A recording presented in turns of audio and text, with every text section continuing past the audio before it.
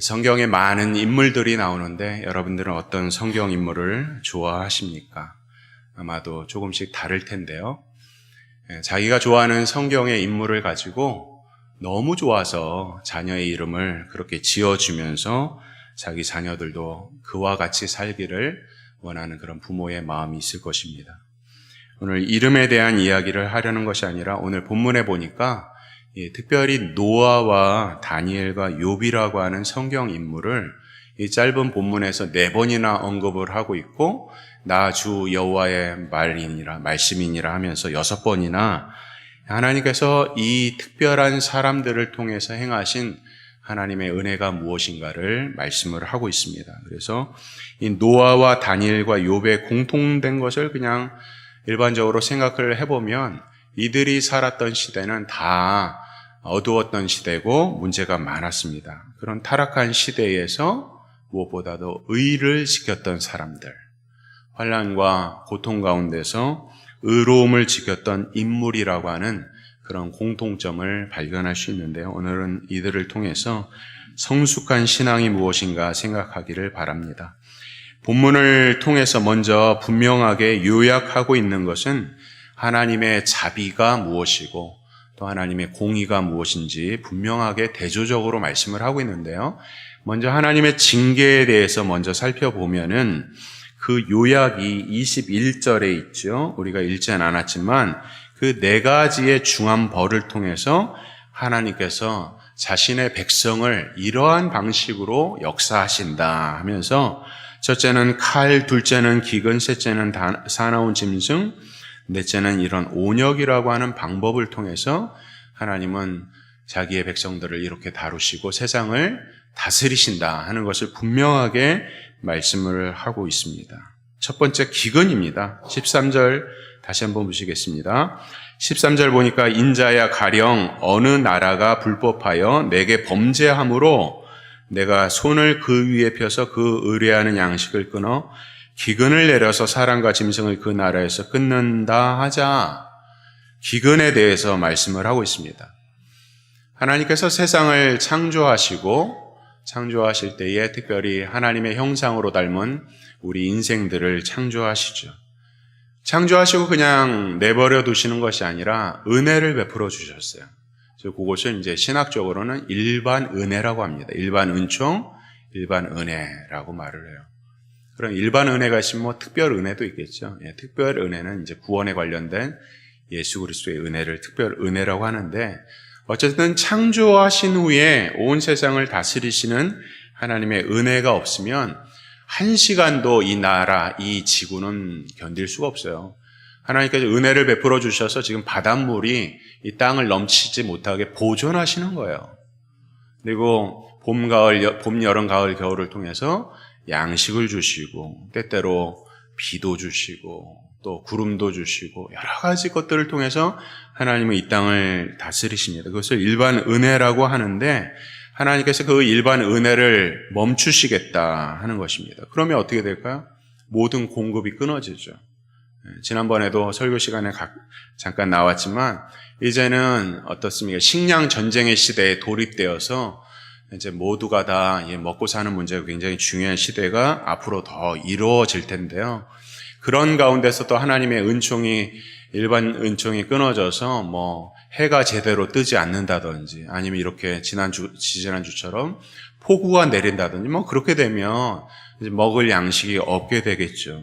하나님의 일반 은총이 거두어진 상태에 고통은 말할 수 없는 것인 것을 우리가 경험합니다. 두 번째로는 사나운 짐승인데요. 15절 보니까 가령 내가 사나운 짐승으로 그 땅에 통행하여 적막하게 하며 황목해 하여 사람으로 그 짐승을 인하여 능히 통행하지 못하게 한다 하자 이랬습니다. 오늘 이 레위기 14장 15절에도 나와 있지만 이 에스겔서에도 나왔지만 레위기 26장에도 그런 동일한 사나운 짐승에 대한 하나님의 형벌에 대해서 나와 있기도 하는데요. 어쨌든 이 사나운 짐승이라고 하는 것은 오늘 상황에는 좀 맞지 않아요. 우리나라 상황에 뭐 사나운 짐승이 있어서 사람을 해하거나 뭐 이런 일들은 일반적으로 없죠. 아주 특별한 경우가 아니라면 말이죠. 그래서 이런 사나운 짐승에 대한 것들을 오늘날 우리에게 해석을 한다 그러면 어떤 해로운 일들로 인해서 사람이 크게 위험에 처하는 그러한 것들을 상상을 할 수 있겠습니다. 어쨌든 상황이 조금 다르지만 이 일도 비참한 일인 것이 분명합니다. 세 번째는 칼인데요. 17절에 보니까 가령 내가 칼로 그 땅에 임하게 하고 명하기를 칼아 이 땅에 통과하라 하여 사람과 짐승을 거기서 끊는다 하자. 칼이라고 하는 것은 우리가 쉽게 이야기할 수 있는 것처럼 이제 사사시대의 이방 적국에 대한 이야기를 잠깐 말씀을 전한 적이 있습니다. 모압이라고 아주 가난한 형편없던 그런 보잘것없는 모압을 들어서 이 이스라엘 백성들을 하나님께서 징벌하셨던 그런 내용을 생각할 수 있고요. 오늘날로 말하면 세상에 우리가 알지 못하는 수많은 국지전들이 있습니다. 그래서 저쪽 미얀마 사태 국지전이죠. 지금도 반군들과 정부군이 치열하게 싸우고 있고 우리가 잘 아는 러시아와 우크라이나 사태라든지 또는 팔레스타인 전쟁이라 여러 가지 우리가 생각할 수 있는 것들이 있습니다. 그런 것들을 통해서 하나님께서 이 나라를 다스리신다. 그러니까 사람이 사람을 대상으로 해서 총과 칼을 들어서 사람을 무자비하게 죽이는 이런 것은 인간의 역사에서 가장 최악인 것이죠. 그래서 세상 역사 가운데서 전쟁처럼 참혹한 것은 없는 것이죠. 그런 것들을 통해서도 하나님은 이 땅을 다스리신다 말씀하고 있어요. 그 다음에 마지막으로 온역인데요. 19절에 보니까 가령 내가 그 땅에 온역을 내려 죽임으로 내 분을 그 위에 쏟아 사람과 짐승을 거기서 끊는다 하자. 온역은 우리가 쉽게 생각할 수 있는 것처럼 무서운 질병입니다. 오늘날의 조류 독감, 돼지 독감 또는 2019년도부터 유행했던 코로나, 수많은 알 수 없는 바이러스를 통해서 질병이 감염되고 질병이 발생해서 우리가 모든 사람들이 죽는 그러한 것들. 요한계시록에도 보면 여러 가지 징조에 대해서 말씀을 하고 있으면서 이런 바이러스를 통한 감염으로 인류가 멸망할 것 같은 그런 위험한 그런 상황에 대해서 충분히 예측할 수 있는 본문들이 가득해 있습니다. 어쨌든 정리를 하면 오늘날에도 세상 곳곳에는 전쟁과 기근과 병충해와 질병으로 사람들은 고통을 당하고 있습니다.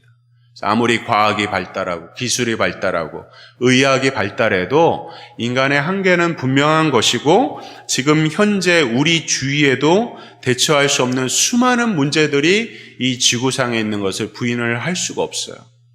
이것은 무엇인가? 결국 하나님께서는 세상의 죄악을 간과하시는 것이 아니라는 것입니다. 하나님의 때가 되면 하나님께서 이러한 진노를 쏟아 부으실 때가 와요. 마지막 날은 말할 것도 없거니와 그렇게 간간히 인간의 죄악의 문제를 다스리시기 위해서 이런 하나님의 진노를 부어주시기만 하면 인간의 삶이라고 하는 것은 참혹하고 비참한 결론에 이르게 된다고 오늘 성경이 먼저 하나님의 징계의 방법과 그 결과에 대해서 우리에게 엄중하게 경계를 하고 있어요. 그런 가운데서 하나님께서는 하나님의 자비의 상징인 이 세 인물을 드러내시는데 첫 번째는 노아입니다. 노아는 창세기 6장에 나오는 아주 중요한 인물이죠. 노아는 어떻습니까? 이 세상에 종말이 올 때에 이 땅의 심판의 어떤 예표의 모습이기도 한 이 노아를 통해서 하나님께서 보여주시는 것들이 있는데 당시의 배경은 우리가 알다시피 하나님께서 세상을 창조하셨는데 사람들은 모일 때마다 하나님을 멀리하고 우상 숭배하고 자기의 좋은 대로 살아가는 거예요. 그래서 창세기 6장 5절에 보니까 하나님께서 사람의 죄악이 세상의 관영함과 그 마음의 생각의 모든 계획이 항상 악할 뿐임을 보셨다. 그래서 이 땅에 사람 지으셨음을 한탄하셨다 말씀하셨어요. 그러면서 노아에게 이 땅의 모든 살아있는 생물에 대한 심판을 위해서 노아 방주를 예비하라고 말씀한 내용이 우리가 잘 알고 있는 노아 이야기입니다. 이때의 사람들은 죄악이 관영했고 우상으로 가득 차 있는 그런 시대에 살고 있었는데 그러나 노아는 어떻게 했습니까? 노아는 창세기 6장 8절에 보니까 그러나 노아는 하나님께 은혜를 입었더라 라고 말씀을 하고 있는데, 중요한 것은 앞에 나와 있는 그러나예요. 그러나. 다시 말하면 노아의 신앙을 우리가 별칭으로 말한다고 하면 그러나 신앙이라고 말할 수 있어요. 그러나. 세상의 죄악은 끝이 없었지만 그러나 노아는 하나님께 은혜를 입었더라 말씀하고 있고요. 세상 사람들의 마음은 항상 악하였지만 그러나 노아는 의인이었더라 말씀하고 있는 것이 노아에 대한 이야기입니다. 그렇다면 어떻게 노아는 그런 신앙을 가질 수 있을까 하는 것이죠. 구약의 내용은 여러 가지 예표적인 것들이 많이 있어요. 근데 구약의 내용을 가장 잘 해석할 수 있는 것은 신약에서 구약의 내용을 해석하는 것입니다. 그래서 노아의 이야기를 신약 성경 히브리서 11장 7절에 보니까 뭐라고 해석을 하면서 노아가 그러나의 신앙을 가질 수 있는가라고 말씀하고 있냐면, 믿음으로 노아는 아직 보지 못하는 일에 경고하심을 받아 경외함으로 방주를 예비했다. 그러니까 노아는 하나님의 말씀을 받았는데 그 말씀을 어떻게 해요? 경외함으로. 하나님의 말씀이니까 하나님을 경외함으로 그 말씀을 받아서 지켜서 의의를 가졌다는 거예요. 세상이 어떻습니까? 세상은 이러한 믿음을 과거에는 보지 못했다라고 말씀하고 있어요. 이렇게 노아가 하나님을 경외함으로 그 말씀을 지킬 수 있었던 이유는 무엇입니까? 그 장차 이제 하나님께서 말씀하신 대로 하나님의 재림이, 하나님의 심판이 임할 것이다라고 하는 생각을 가졌어요. 다시 말하면 하나님을 믿는데 어떤 하나님이냐? 장차 오실 신랑 예수님을 믿는 믿음과 같은 그러한 장차 오실 믿음을 가졌던 것이죠. 오늘날을 보면 성도들도 어떤 때는 주님이 이 땅에 다시 오실 것 같지 않아요. 그래서 너무 안락하고 편안한 삶을 살기도 합니다. 그래서 세상 사람들이 이 땅을 살면서 자기의 정욕대로 살고 자기 원하는 대로 사는 이유는 하나님을 믿지 않아서 그런 것이 분명하고, 자기가 자기 스스로 구원을 받을 수 있다고 착각을 하는 것이죠. 돈을 많이 벌면 어떻게 구원이 이루어질 수 있는 것입니까? 그렇지 않죠. 근데 안타깝게도 성도들도 그런 삶을 살아가는 모습을 볼 때가 있어요. 그러나 어떻습니까? 주님은 오늘 우리에게 약속하셨죠.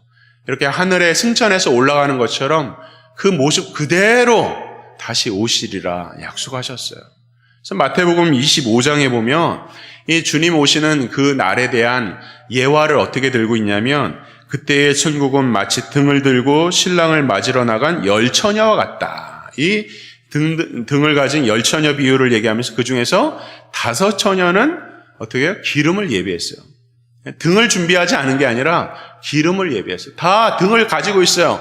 모든 사람들이 다 등을 가지고 무엇인가를 준비한다고 생각을 하고 있는데, 문제는 뭡니까? 등을 피울 기름이 없는 거예요. 지혜로운 5처녀는 기름을 준비했고, 지혜롭지 못한 5처녀는 기름을 준비하지 못해서 결국 신랑 예수님을 맞이하지 못하게 된 모습을 보게 되는 것이죠. 오늘 성가대의 찬양도 그런 찬양인 줄 아는데요. 다시 말하면 세상에 살지만 세상에 속하지 않은 그런 하늘 시민권을 믿으면서 누리면서 사는 사람들이 있어요. 왜? 하나님께서 약속하신 말씀을 믿고 하나님을 경외하는 거예요. 성도의 가장 바람직한 자세, 가장 온전한 자세, 하나님께서 가장 기뻐하는 자세는 뭔지 아세요? 하나님을 경외하는 것입니다. 하나님을 경외함으로 이 예배를 소중하게 생각하는 것이고, 하나님을 경외함으로 부족한 종이지만 말씀 전하는 목회자를 존경하는 거예요. 하나님을 경외함으로 이 예배당에서 함부로 뛰어놀지 않는 거예요. 예배하는 곳이니까. 하나님을 경외함으로 모든 것을 다 믿고 견디고 기다리는 거예요. 다시 말하면 장차 오실 예수님을 바라보면서 세상에서 구별된 삶을 사는 사람, 바로 노아죠. 그렇게 노아는 성숙한 믿음을 가졌던 사람인 줄 믿습니다. 두 번째 사람은 다니엘입니다. 다니엘은 우리가 알다시피 포로기에 살았던 사람이에요.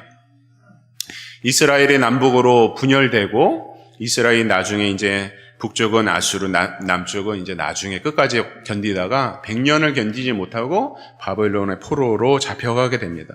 다니엘은 바벨론의 포로 백성이었는데 바벨론이라고 하는 왕국도 계속 이제 시대가 거치면서 이제 왕조가 바뀌거든요. 그런 가운데서 위대한 인생을 살면서 치적을 쌓고 칭찬받았던, 이방 왕에게도 칭찬받았던 사람이 바로 다니엘이었습니다. 높은 위치에 이르렀고 영향력이 있었죠. 그러나 어떻습니까? 이방 나라에서 아무리 존경을 받고 높은 치적을 쌓고 권세가 있어도 이방 나라죠.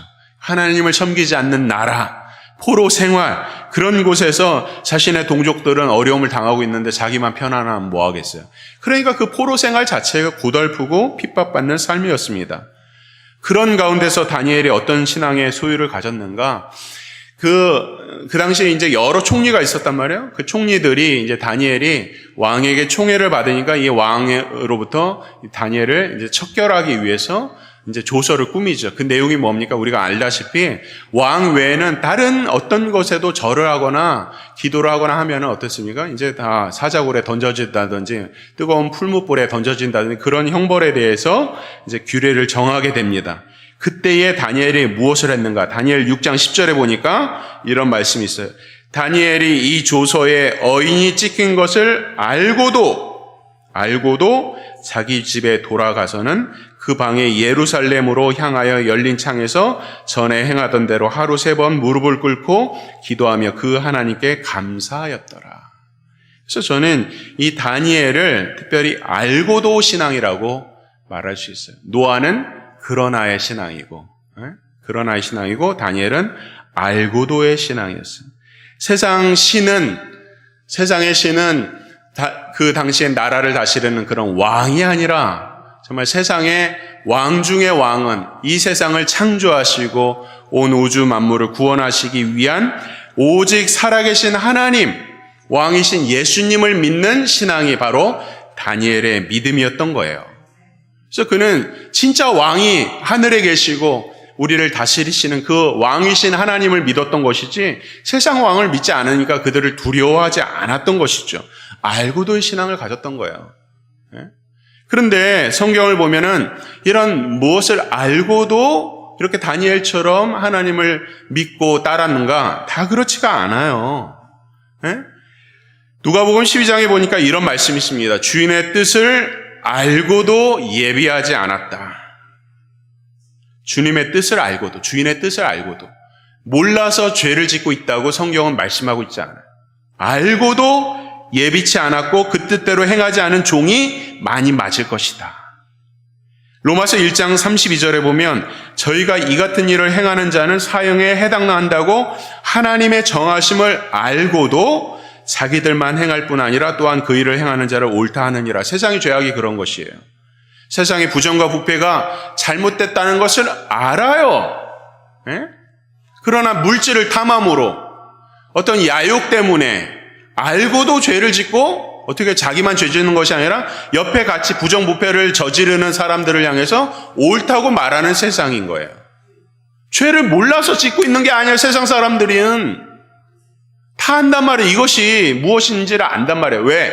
하나님께서 우리 마음에 기본적으로 하나님을 믿는 이 말씀을 주지 않아서도 기본적으로 우리 마음에 선한 양심이라는 것을 주셨어요. 그래서 자기가 부모님이 하지 말라는 거, 세상에 하지 말라는 거, 법에서 하지 말라는 것을 하면 양심의 찔림이라는 것을 갖고 있다는 거예요. 다 안단 말이에요.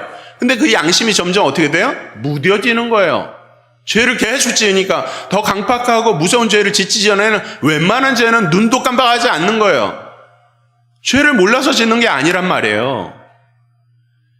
하나님이 누군지도 알고도 하나님 말씀을 알고도 믿지 않는단 말이에요. 성경의 말씀을 아무리 가르쳐도 강팍한 사람은 믿지 않아요. 이 말씀이 그런 줄 알고도 죄를 짓는단 말이죠. 그러나 다니엘은 사자굴에 죽을 줄을 알고도 왕이신 예수님을 바라보았다. 뜨거운 풀무불에 던져질 것을 알고도 진정으로 하나님 한 분만을 믿었더라. 이런 말씀을 하고 있어요. 그러면서 실제로 풀무불에 던져지고 그곳에서 자기 혼자만 있는 것이 아니라 하나님께서 그를 강하게 붙들고 계신 것을 그는 체험을 하게 되는 것입니다. 다니엘만 그랬습니까? 아브라함도 그랬어요. 로마서 4장 19절에 보니까 그가 100세가 되어 자기 몸에 죽은 것 같음과 사라의 태에 죽은 것을 같음을 알고도 어떻게 됐냐면 믿음이 약해지지 않았다. 태의 문이 열리지 않는 나이라는 것을 알고도 믿음이 약해지지 않았다. 몰라서 믿는 것이 아니야. 알고도 믿지 못하는 것이 아니라 다 모든 것이 죄인지 아니면 이것이 부족한지를 알지만 그 이후에 어떠한 삶을 사느냐, 그래서 자기의 믿음에 달려 있는 것이라는 거예요. 세상은 그것이 죄인 줄 알고도 하나님을 두려워하지 않고 죄를 서슴지 않고 짓지만 알고도의 신앙을 가진 우리 성도들은 이것 때문에 세상에서 고통당하고 어려움을 당할 줄을 알고도 이해되지 않아도 그것을 하나님의 말씀인 것을 알아서 지키는 그런 믿음을 가진 줄 믿습니다. 이것이 바로 다니엘의 알고도의 신앙이에요. 세 번째는 욥의 이야기입니다. 성경에서 가장 원치 않는 고통을 당했던 사람은 바로 욥입니다. 이 고난을 통하여서 하나님께서는 우리 성도들에게 무엇인가를 분명하게 말씀을 하고 있거든요. 욥은 풍요로운 재물과 정말 따뜻한 가정과 자손의 번성과 건강과 주의 인정과 권력을 가졌던 이 족장시대에 굉장히 유명했던 사람이 바로 욥입니다. 그러나 욥이 고통을 당하고 고난을 당할 때에 욥의 친구들의 대화를 통해서 이제 어떻습니까? 욥이 점점 어떻습니까? 하나님보다 자기 자신에게 집중을 하고 있는 모습을 보게 되고 마침내 자신의 부족함을 드러내서 고통 속에서 신음합니다. 그러면서 어디까지 신음하냐면 자기 생애를 저주하기까지 신음했다고 그랬어요. 다시 말하면 내가 이 땅에 태어나서 왜 이런 고통을 당해야 되는가? 하나님 왜 나를 낳으셨습니까? 이러한 고통의 절정까지도 성경에서 말씀을 하고 있어요. 그때에 욥기서 40장으로 건너가면 욥이 어떻습니까? 하나님을 만납니다. 욥은 의로운 사람이었지만 이런 모든 고난의 과정 속에서 이 고난을 하나님 앞에서 완전히 소화할 만한 그러한 역량은 되지 못했던 거예요. 그때에 욥에게 만나신 하나님께서 뭐라고 말씀하냐면 여호와께서 폭풍 가운데 욥에게 말씀하여 가라사대 너는 대장부처럼 허리를 묶고 내가 내게 질문하는 것을 답하라. 이 땅의 기초가 놓을 때 너는 어디 있었느냐라고 하면 세상 모든 삼라만상의 일들을 하나님의 창조와 구원의 역사 가운데서 너 같은 사람이 그 하나님의 놀라운 권능을 알 수 있겠느냐, 하나님의 섭리를 알 수 있겠느냐라고 그를 말씀하셨어요. 그에게 말씀하세요. 그러니까 42장에 가서 위대한 욥의 고백이 나옵니다. 42장 5절에 내가 주께 대하여 귀로 듣기만 하였었더니 이제는 눈으로 주를 보나이다. 성도들의 믿음은 귀로 듣고 머리로 아는 지식이 아니라 우리의 삶 속에서 체험하는 신앙이 되어야 될 줄 믿습니다. 기도하며 하나님 만나고 말씀 듣다가 눈물을 흘리고 성도 간의 사랑과 교제를 이루어가면서 자기 자신을 쳐서 복종시키는 그런 삶의 체험, 권능의 역사를 경험하는 그런 체험신앙이 있어야 되는 거예요. 그것이 바로 욥에게 주어졌던 거예요. 욥은 심각한 두려움과 괴로움과 고난이 있었지만 그런 가운데서 그것이 제하여지고 난 다음에 그 하나님을 찬양한 것이 아니라 그 가운데 있을지라도예요. 있을지라도 이제는의 신앙을 가졌어요. 있을지라도 그리 아니하실지라도 그런 찬양 있지 않아요? 그리 아니하실지라도 이제는 신앙의 눈을 가진 거예요. 그래서 욥의 신앙은 이제는의 신앙이에요. 내가 주께 대하여 귀로 듣기만 하였었더니 이제는 눈으로 주를 배움나이다. 이렇게 할 수 있었던 이유는 어떤 것입니까? 고난 가운데 고난을 이기게 하시고 고난의 섭리를 주장하시고 고난의 때를 아시는 그런 모든 것, 이 고난에서 진정으로 구원은 어디에 있다요? 구원자 하나님께만 있다고 믿었던 거예요. 당장의 고난의 문제가 해결되어서 하나님을 찬양한 것이 아니라 그 고난 가운데 나는 이해될 수 없고 알 수 없지만 그 고난 가운데 계신 예수님, 고난을 이기게 하시는 예수, 고난에서 진정한 구원을 가능케 하시는 분은 오직 하나님 한 분뿐인 것을 보았던 것이죠. 그것이 바로 욥의 믿음인 것입니다. 베드로전서 2장에 보니까 애매히 고난을 받아도 하나님을 생각함으로 슬픔을 참으면 이는 아름다우니라 말씀하셨어요. 베드로전서 4장 13절에도 오직 너희가 그리스도의 고난에 참여하는 것으로 즐거워하라. 이는 그의 영광을 나타나실 때에 너희로 즐거워하고 기뻐하게 하려 함이라. 우리가 이 땅을 살다 보면 원치 않는 고통을 당할 때 얼마나 많이 있습니까? 남들은 이해를 할 수가 없어요. 남편, 아내도 서로 이해를 못해요. 부모도 이해를 못해요. 아무리 가까운 사람이라도 그 고통만큼 이해 못하는 그런 고통도 간혹 주어지는 것을 보게 돼요. 그때 누굴 보라고요? 옆에 사람을 보지 말고 진정한 위로자, 진정한 구원자는 오직 하나님 한 분인 것을 믿으라는 거예요. 그때에 그의 마음에 욥이 눈으로 주를 보는 것처럼 참 생명이 주어지는 거예요. 영안이 열리고 참 생명이 열리는 거예요. 이러한 믿음의 소유자가 바로 욥입니다. 이 모든 것을 정리를 하면 첫 번째는 이렇습니다. 구원은 전적으로 하나님의 은혜예요. 왜냐하면 본문 말씀 오늘 집에 가셔서 14장을 쭉 읽어보세요. 반복되는 말씀이 뭐냐면 자기의 의로 다른 사람 구하리라가 아니야. 자기의 의로 자기 생명만 구하리라. 하나님께서 그에게 은혜를 베풀어 주셔서 구원은 그 사람에게 주시는 하나님의 은혜인 것이지, 욥이 그런 믿음과 다니엘과 노아가 그런 믿음을 가졌던 거 하나님의 은혜죠. 그래서 그 은혜로 구원을 받는데 노아가 다니엘과 욥이 자기가 의로워서 옆에 있는 사람, 심지어 자녀를 구원할 수 있다고 말씀하고 있는 것이 아니라 구원을 주시는 분은 오직 하나님이다. 구원자 예수를 믿든지 아니면 다시 오실 신랑 되신 예수님을 믿든지 아니면 왕이신 예수님을 믿든지 이 하나님을 믿을 때 진정한 은혜가 임하는 것이고 그 은혜를 통해서 우리가 구원을 받는 것이지 내가 누구를 구원할 수 있는 능력이 나에게 있는 것이 아니라는 거예요. 이 방송을 보고 있는 젊은 세대나 우리 어린 자녀들 잘 들으세요.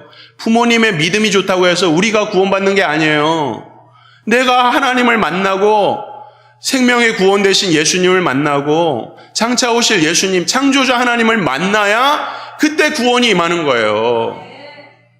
우리 어머니들이 자녀를 위해서 얼마나 많이 기도할까요? 그렇다고 자녀가 구원받는 게 아니에요. 자녀들이요 깨달아야 됩니다. 젊은 세대들이요 깨달아야 됩니다. 우리 신앙의 선배들의 신앙이 무엇인가를 깨달아야 돼요. 왜 이렇게 교회에 모여서 우리가 예배하는가? 우리가 가지고 있는 신앙이 있잖아요. 체험에 그 신앙이 있어요. 그걸 가지고 오늘도 붙들고 주의 전에 나와 예배하는 성도들이 있는 거예요. 우리 오는 세대들의 자녀들이 다 이런 신앙의 선배들의 믿음을 가졌으면 좋겠어요. 그래서 구원자이신 예수님, 왕이신 예수님, 신랑 되신 예수님, 장차 오실 예수님을 믿는 신앙의 대가 이어지기를 바랍니다.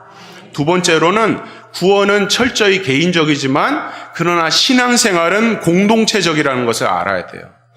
오늘 이 말씀을 보면 하나님께서 세상 고통 가운데서 그냥 다 각자 알아서 살도록 내버려 두신 것이 아니라 이 땅에 예수님이 오신 목적을 여러 가지로 이야기할 수 있는데 그 중에서 교회로 얘기하면 예수님께서 이 땅에 오신 이유가 뭔지 아세요? 교회를 세우시기 위한 거예요. 교회는 믿는 무리들의 백성이란 뜻이에요. 예수를 주라고 고백하는 믿는 무리들, 이런 교회를 세우기 위해서 하나님께서 이 땅에 오신 거예요.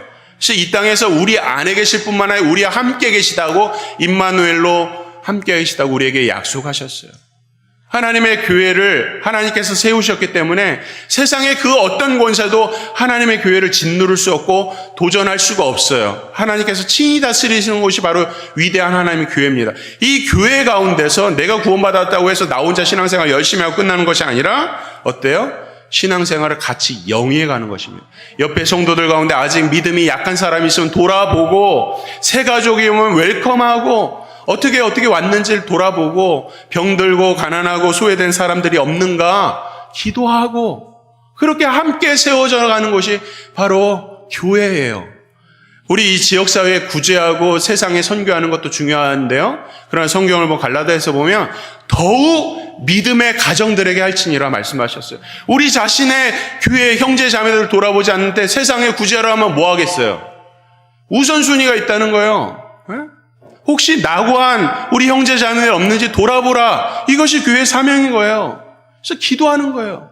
저는 바라기는 특별히 여러분들의 11조를 들여서 하나님의 교회를 힘있게 세워가는 것도 중요하지만 그 11조 중에서 기도의 11조를 드렸으면 좋겠어요.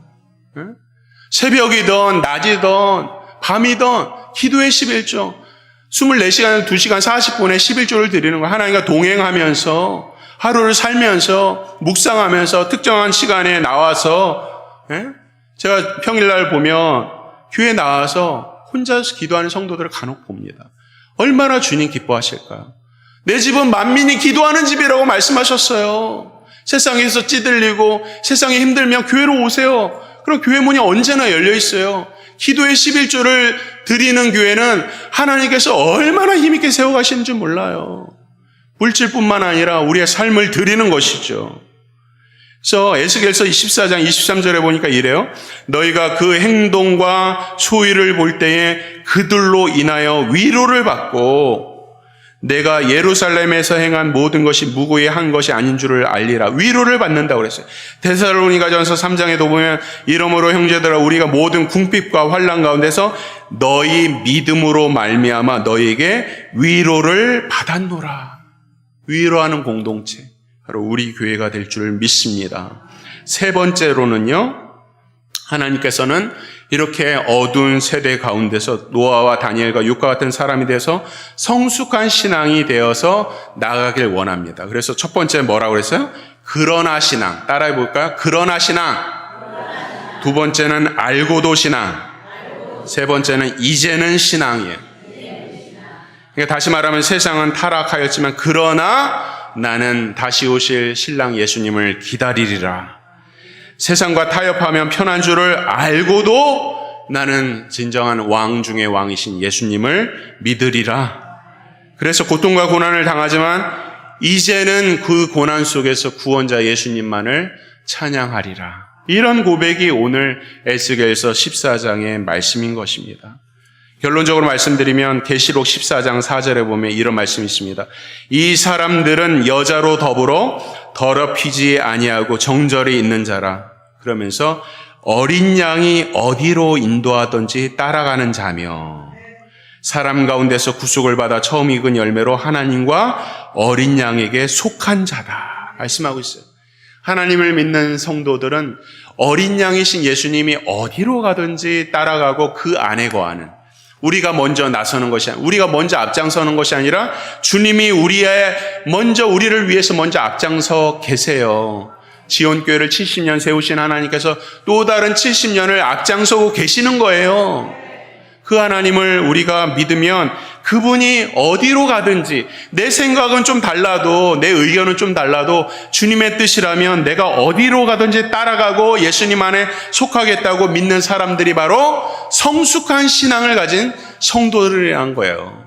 그런 교회가 우리 교회가 된 줄 믿습니다. 마지막으로 존경하는 목사님, 주기철 목사님의 일사가구라고 하는 내용이 있어요. 너무 길어서 다 읽지는 않겠지만 평양의 산정현 교회 목사님이셨습니다.